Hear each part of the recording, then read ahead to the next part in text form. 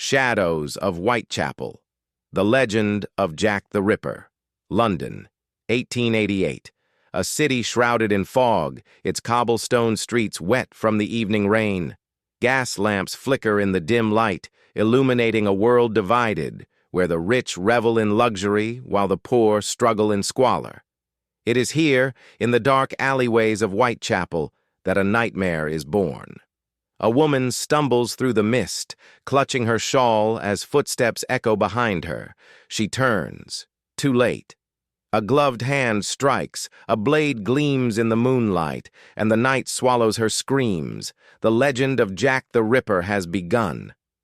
As dawn breaks, the discovery of Mary Ann Nichols's mutilated body sends shockwaves through the East End.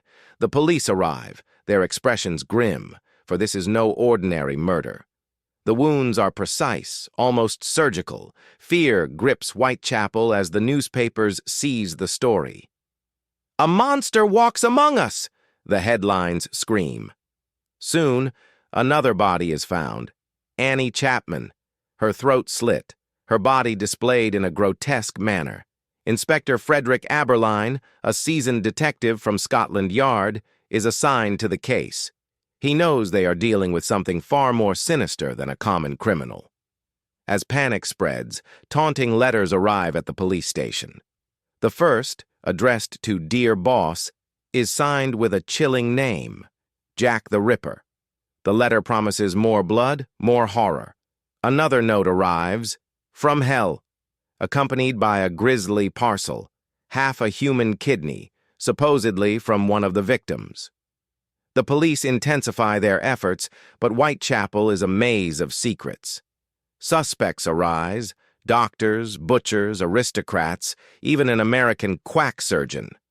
The press fuels speculation, painting a picture of a phantom killer, a shadowy figure who vanishes into the night.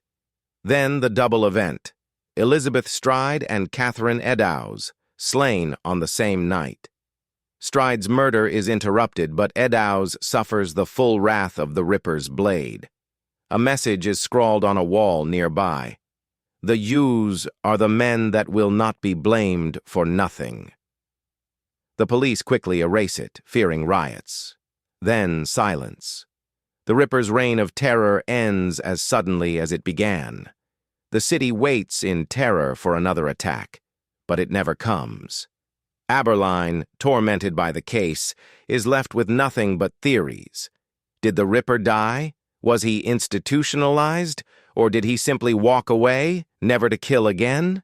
London, 2019. Over a century has passed since the fog-drenched nights of Whitechapel, yet the whispers of Jack the Ripper still echo through the alleys. For decades, historians, detectives, and conspiracy theorists tried to unmask the phantom. Until now. In a quiet, sterile lab, a long-forgotten artifact is re-examined. A silk shawl, believed to have been found near the body of Catherine Eddowes, one of the Ripper's victims. Preserved in a private collection, the shawl contains faint traces of blood and what could be hope. Advances in mitochondrial DNA testing breathe life into this relic. Scientists extract genetic material, first from the stains on the fabric, then from a descendant of a long-suspected figure, Aaron Kosminski, a Polish barber who lived in the heart of Whitechapel at the time of the murders. The results are staggering, a 99.2% match between the DNA on the shawl and Kosminski's lineage. Though the findings are still debated by some in the academic world, for many, it is a long-awaited revelation. Jack the Ripper, Aaron Kosminski, a mentally ill immigrant overlooked by the system and ultimately committed to an asylum, where he died in 1919. The monster had a face.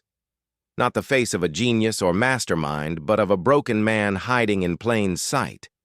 And so, the legend begins to fade, replaced by something far more haunting. The truth.